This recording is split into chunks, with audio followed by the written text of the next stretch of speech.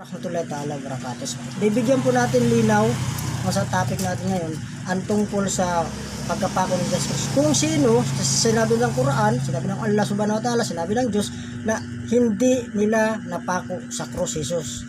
Ibang tao ang kanilang nailagay.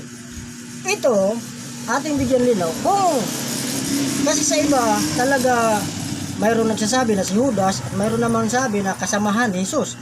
So, kung kasamahan ni Jesus yung kanilang nahuli, kilala nila yung tao na yon, no? Hahanapin ng magulang yon.